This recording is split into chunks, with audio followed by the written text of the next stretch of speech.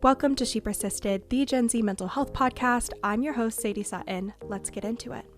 What do we wish we had known in freshman year? What am I supposed to be doing? What extracurriculars did you do in college? Am I wasting my college years? What are you glad you did as a psychology major? What do you wish you would have done differently? Hello, and welcome back to She Persisted. If you listened to part 1, you know that Olivia and I are both psychology majors at the University of Pennsylvania, graduating this week, and we sat down to give you guys all of our advice and insights on what it's like to be a psychology major, what we loved, what we didn't, what we wish we did differently, what we would absolutely do over again, and how you can set yourself up for success in this major in college. If you want to listen to part 1, the link is in the show notes. This is part 2 of this conversation, and because it's a long one, we will just go ahead and dive right in. Grades.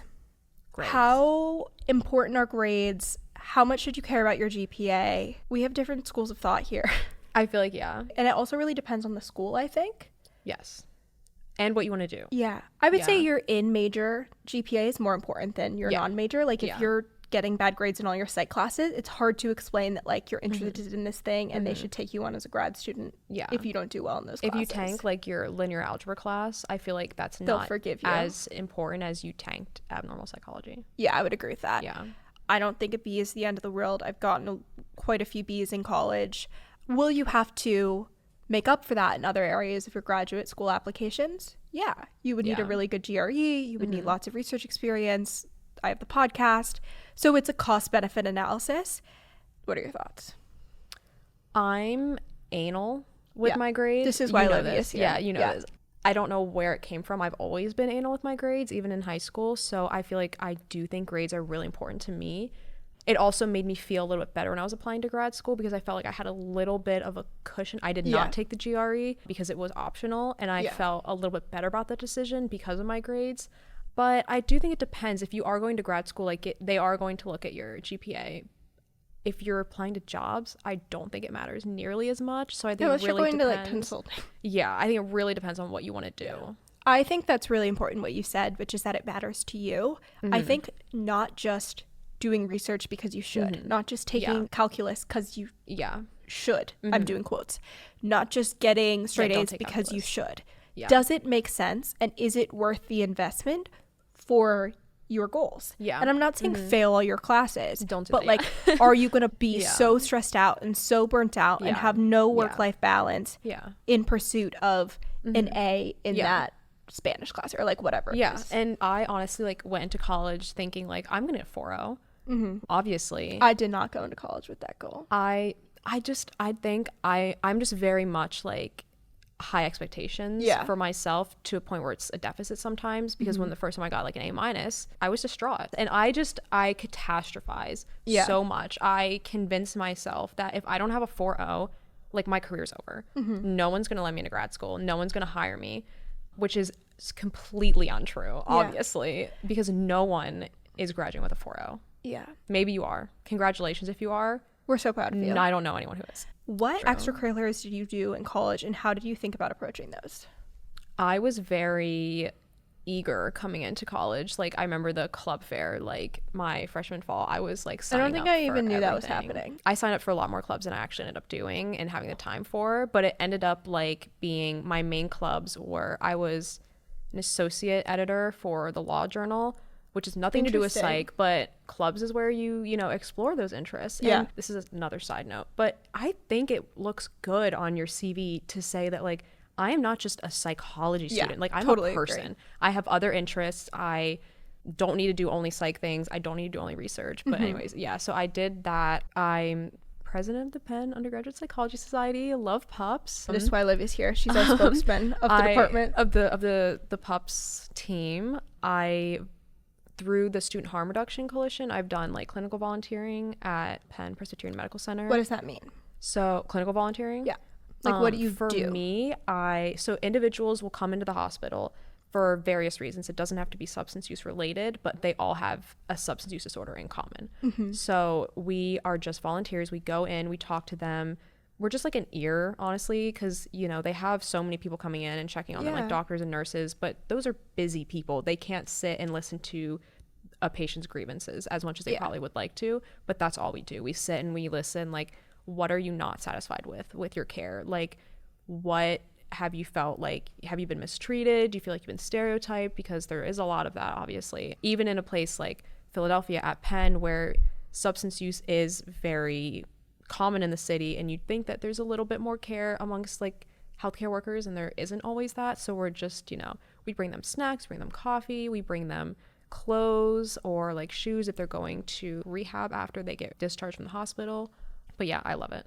That's a really good example of a way that you could get clinical experience to understand if that's what you want to do as an undergrad. Yeah. Did you do anything else, like random activities, how you spend your free time? She's a Jellycat collector. I'm not. Really? No. I feel like you have a lot of Jellycats. I have like 2. Okay. Does that count as a collector? Yeah, I think so. There's 2. Okay. Jellycat enthusiast. I am definitely a maximalist. That's for sure. Like just in life? Just like in my spaces. Oh, okay. Like I love, you know, like you see my room. Like I love stuff. Got that from my mom. So something really funny is I applied to write for the Daily Pennsylvanian every single semester that I got here. Which is our student newspaper. Yes. And I was denied multiple occasions. Yeah. And then a message came in my group me one day, and it was like, taking summer like opinion columnists. No one will be cut. And I was like, it's my time to shine. This is it. Did like, you this get is it? for me. Yeah, because they were not cutting anyone. So I wrote like a couple pieces for like the newspaper, which again, like not psychology related, but like I knew that I wanted to do it. And yeah. I will say I describe my college as like choose your own adventure experience. And the implications of that is that I have no cords for graduation. That's fair.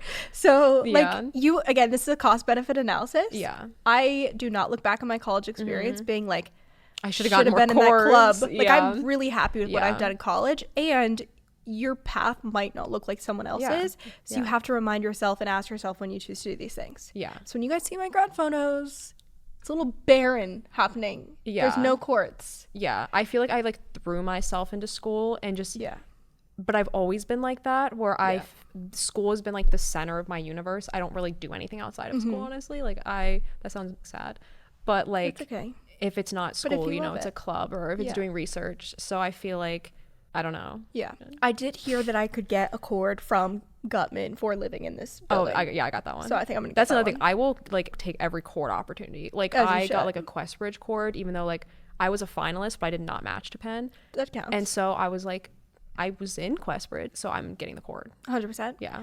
I tried to rush a pre-health Greek life frat. Didn't get in. Right. I think I didn't even make it past the first thing. They did not want me.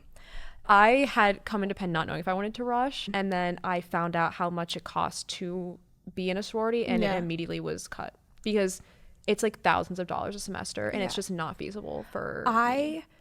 Feel like I struggled to like really find my group of people. Yes. Because I wasn't doing a lot of structured things, which I was fine with. Again, I don't look back, but it was something I had to be more intentional about. So I really wanted to rush. I really wanted to be in a sorority. I tried to rush twice. Didn't make it both times. I still need to do an episode about that. It's because it was humbling. Yeah. It was humbling. I cried a lot. I like didn't rush, but I was cut from my high school volleyball team, so I feel like I know what you mean. Yeah. So I tried to rush Greek life. That didn't work out. I tried to rush the pre-health frat. That didn't work out. I was in Active Minds for a bit. Okay. And I was technically a board member with like marketing and communications. Okay. I, for one semester, wrote some things for her campus. Their like blog.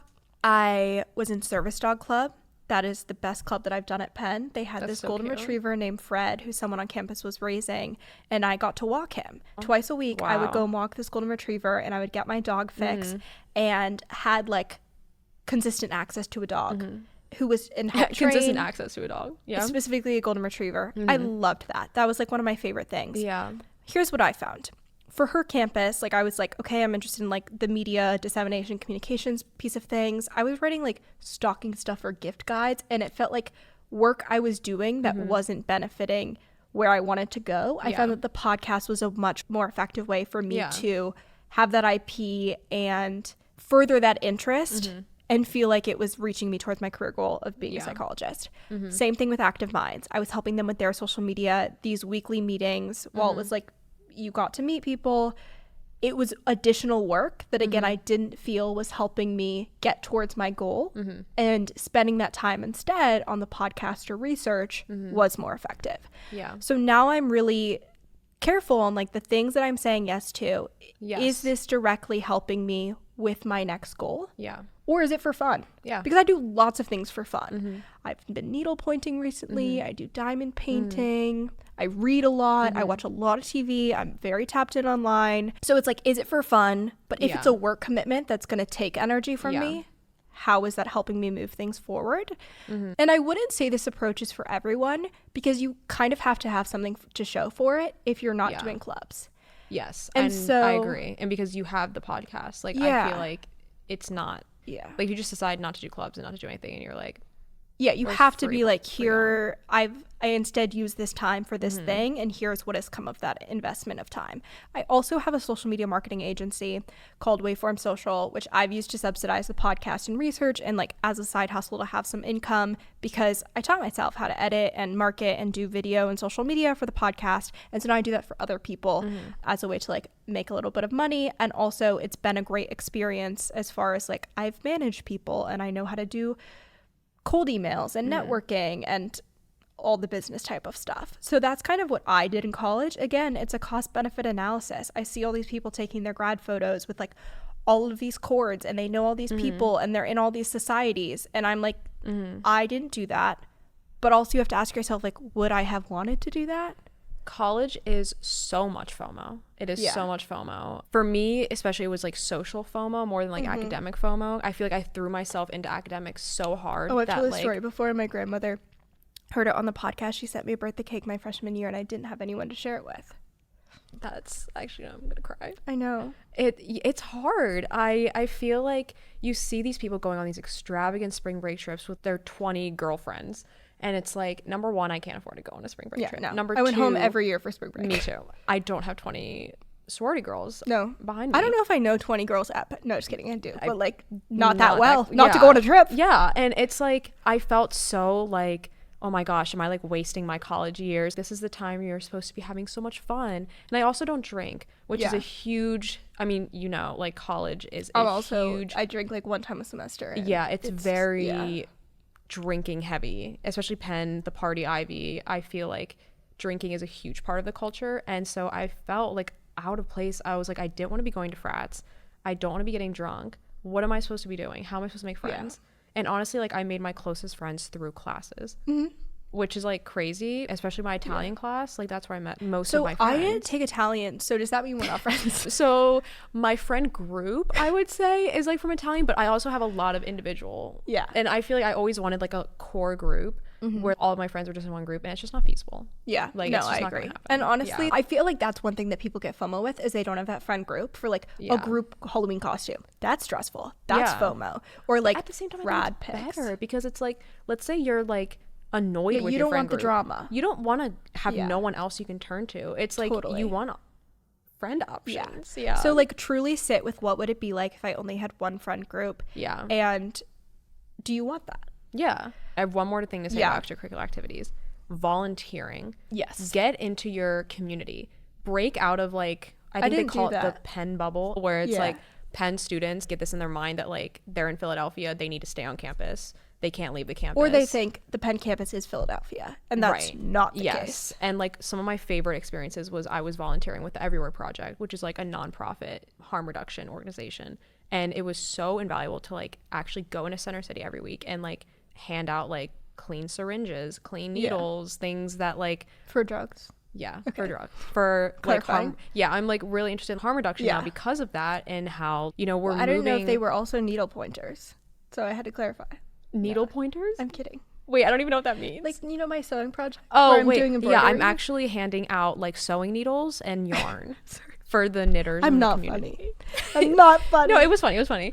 But like, that's where I got my like main interest of like doing harm reduction. Yeah. Was because obviously I'm interested in doing like addiction research, and part of that comes with treatment. Yeah. And as like a field, we're moving away from abstinence is key. How do we make it so individuals that want to use drugs can use them safely? And that's something I'm really interested in. I got interested in that because of my volunteering, and it's just been so nice to like break out of the Penn campus sometimes and interact with people that are not at Penn.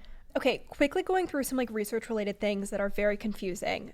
Funding and grants. Yeah. Our really quick overview here is that there will be options for you to get funding or get a grant.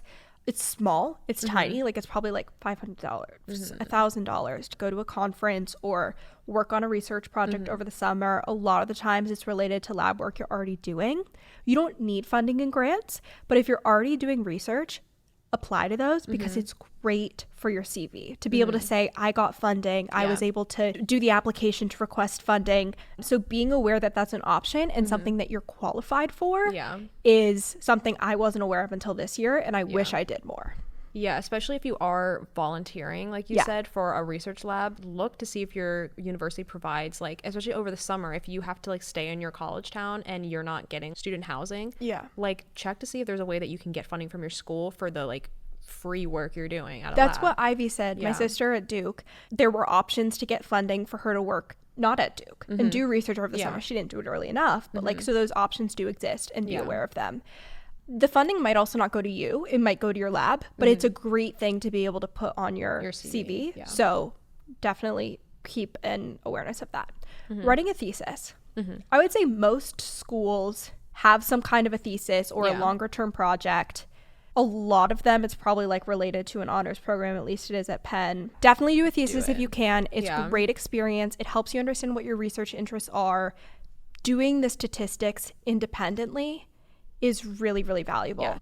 I would say ideally by the time you're in your junior year, you've identified what lab and mentor you'd want to do a thesis with. So you're able to like be in that lab. They know you have a little bit more of a say about what your thesis is going to be on. And then you're writing your thesis. I would say try and find a thesis mentor that makes line item edits and gives you a lot of feedback.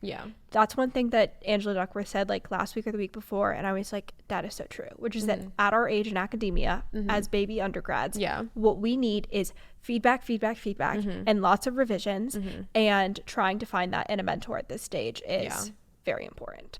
If you can, ask your professor or your mentor, is there an option that this could be adjusted and edited and we could potentially submit this for publication somewhere? They might not suggest that, but especially if your findings are significant, ask. The worst thing they can say is no. Posters, papers, and getting published. You hear you have to get published. You should be working on papers. What is a poster? I didn't even know. Gosh, so we had to do posters for our research symposium within the department. I think of it as just like a very brief version of your paper. Like you split it the same way you would split up a paper with like a visual, the introduction, the methods, results, but it's different in that it's less word heavy and a lot more like figure heavy. Like you want someone to look at your poster and see right away like what this is. Like you don't want them to have to read like 3,000 lines of text to figure out what you're doing. And you also probably will only present like one aspect of it or the significant findings. The paper you report everything. The you cannot fit everything like, from your paper into your poster, and that's okay.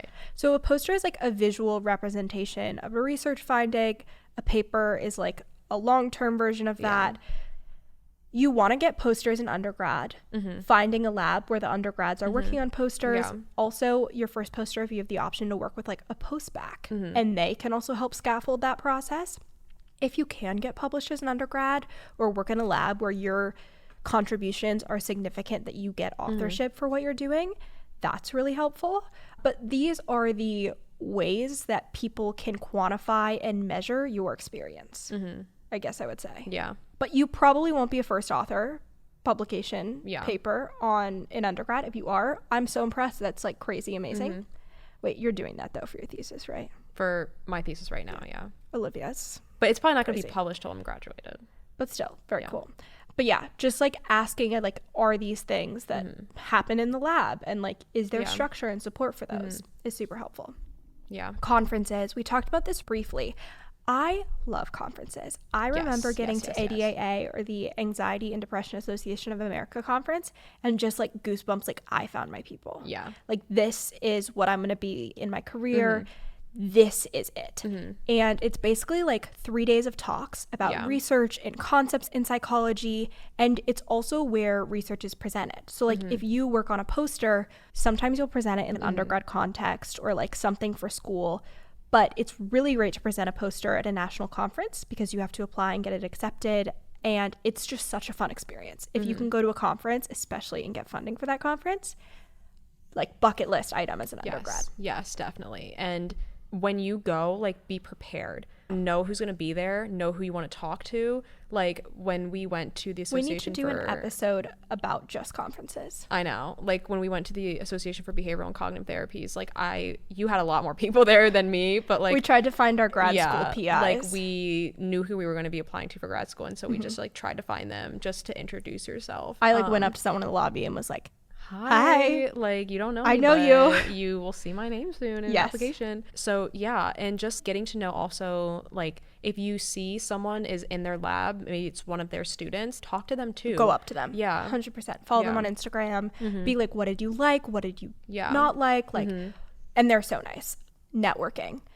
Yes. I would say the most successful networking relationships I've had, the ground rule is that, like, you have to provide value to them, and then they will help you out. It's like, I scratch your back, you scratch mine. And so maybe that's volunteering in their lab. Maybe it is working through work study or helping them with data collection. I have been able to get mentors that were tougher to crack and not at Penn, or I don't work in their lab, through the podcast and providing value with, like, I can help you edit videos or with social media, or you can come on the podcast. So just being aware of, like, what value are you providing to them? And then what do I hope to get out of this? How can they support me? I would also say, as far as networking, a lot of the times this is with the context of, like, a long-term mentorship relationship. You want a letter of recommendation for a future job or a program you're applying to.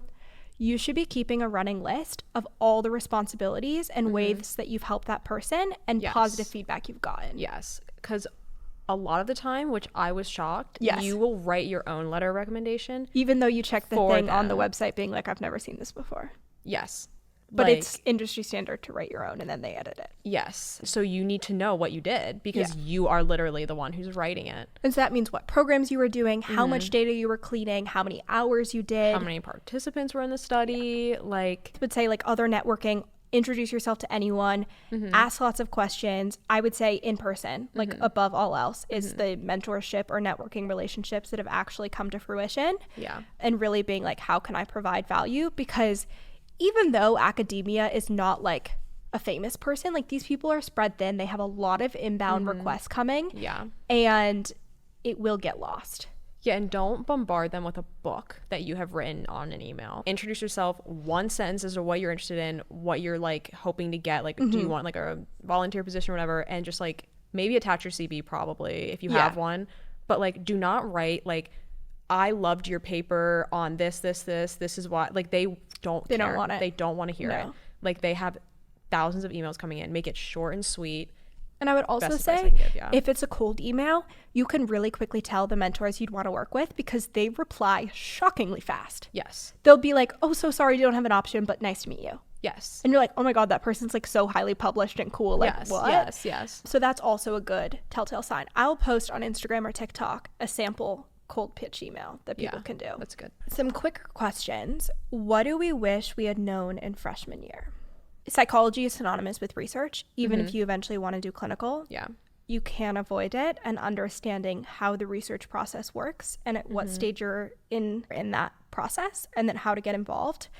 I think a CV, I didn't know what a CV was. I didn't know I needed one. Even if you have nothing on your CV, I want you to start your CV today and put the high school you went to, list the relevant classes you're taking, who are your references. Even if you don't format it, just like, I just have a running list in my phone split by year of, like, this is every class I took freshman year, every club I was in, everything I do, because you even will if forget. you end up editing it.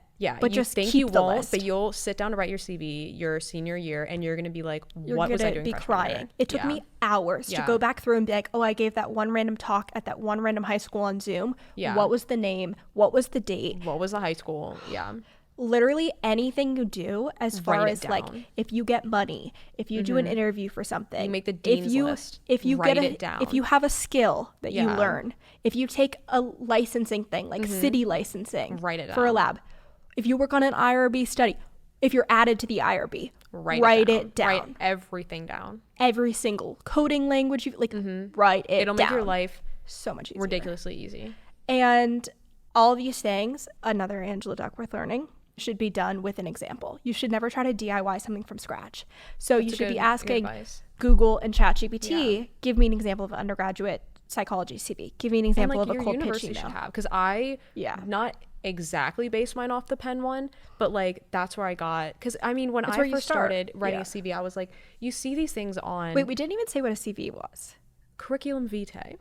I didn't even know how that was how you say it. It's I'm like probably saying it a wrong. really, really long resume that's only used in academia, and this is the Bible. Like, you are your CV. Like professors will have like 90-page CVs. Yeah. Yours is not going to be like that. It's quantifying your experiences, and when you apply for jobs, when you work in labs, when you maybe even like our thesis, we might have submitted a CV.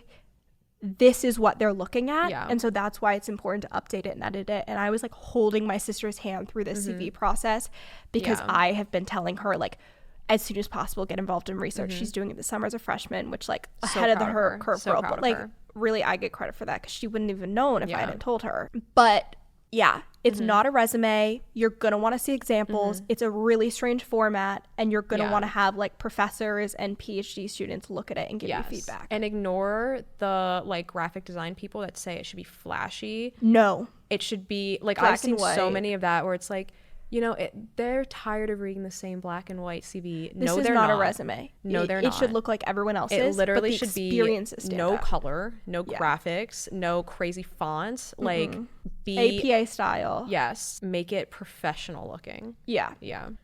With graduate school applications, I feel like when I first started thinking of applying, there was a lot of pushback with everyone in my life, and like professors. It's not common that you apply. We both applied our senior year, which most people don't do. They take a couple years to work and then they apply.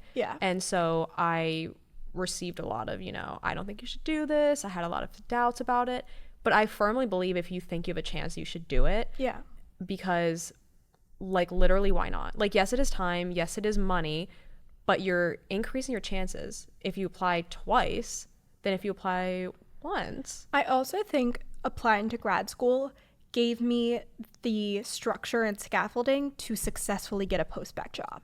Because I already had my CV done. I had my CV. I understood what labs I wanted to work at. I understood what research experiences I needed, where the gaps were. I practiced interviews. I knew how to present myself. Like, I give credit to getting a post-bac for the fact that I did all that work through grad school, and I have no regrets for that reason.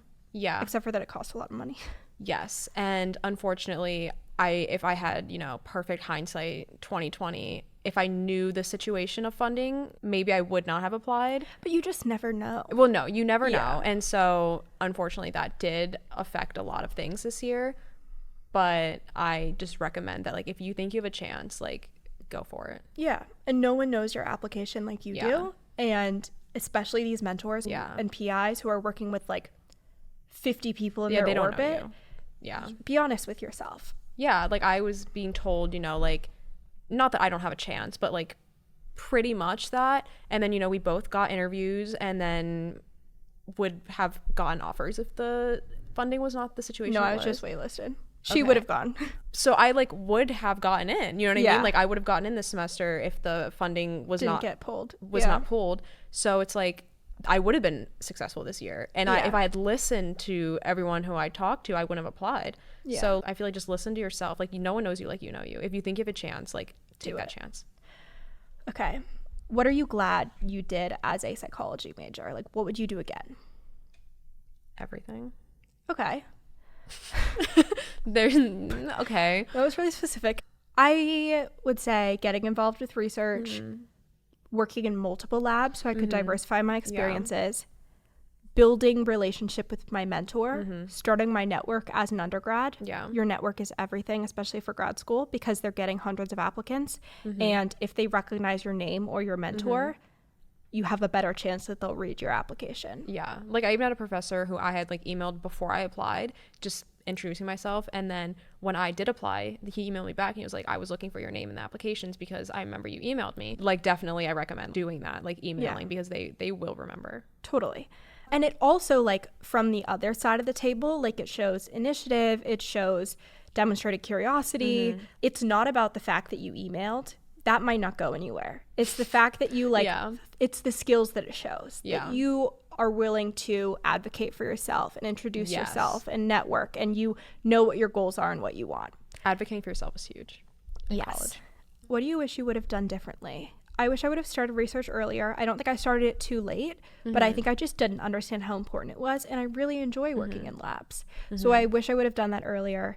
And then the other thing is, I think rather than focusing on like what more experiences do I need, how can my current experiences, how can I get the most out of them?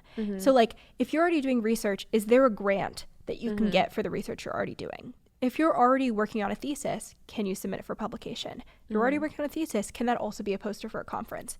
So I wish I would have known you can apply for grants and awards. And like a lot of the times it doesn't pan out, but if you've already done the work, why not like see if you can get the most bang for your buck in these other areas? I would say, I just like, look at the resources that your university offers, whether it's like psychology related or not. I mean, like I got like a free laptop from Penn. Really? Like for being a first generation low income student. Slay. Like they literally gave me a laptop. Do you get to keep it? Yeah. Oh my God, that's so great. I know. And just like looking at the resources that you are being offered to you, really like take advantage of that. Yeah. Because you're not going to get these same resources when you graduate. The second you're out of here, they're not going to give you anything. Yeah. Any last parting advice to the baby psych majors? God. It's the best. I love being a psych major, especially when I talk to other majors. I'm like, we have it good. It's not stressful or like, at least at this stage, so incredibly competitive. It's so interesting. Generally, the mentors are great.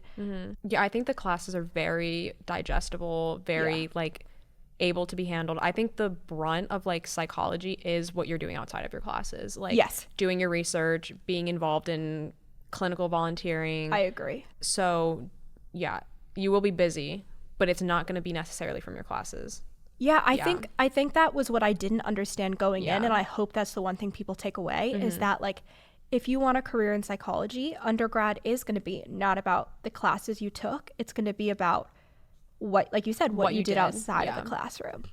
Well, Olivia, thank you for coming on She Persisted. Will this go on your CV? I'm so honored. Of course it's going on my CV. I'm posting on all my socials. Yes. It's going to be my personality for a while. I love it. I'm so excited. We got to twin. Alice, if you're listening and watching, because she said she was going to. She better. Shout out. We love you.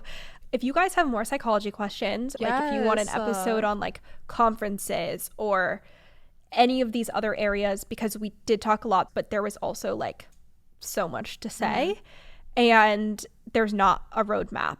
And the roadmaps that there are, like we have an example of a grad school guidebook. Yes. It's dense. So hopefully this was digestible. Of those too. Yeah. All right. Well, thank you for being here. If you liked the episode, share, leave a review, post on social media, send to a friend or family member. Thanks for listening. You can drop my email. I'll answer questions. We'll put it in the show notes. Instagram handle, whatever you usually do. I will give as much information. I reply to my DMs. Okay, I will put everything there if you guys have questions for Olivia. Like, if you want to get involved in addiction research or love addiction research, she is your girl. If you want to get involved in like psychology on campus clubs, also defer to Olivia. Okay. Bye. Bye. If you enjoyed this episode of She Persisted, make sure to leave a review, subscribe, and share with a friend or family member. Follow along at She Persisted Podcast on TikTok, Instagram, YouTube, and more for bonus content. Thanks for listening and keep persisting.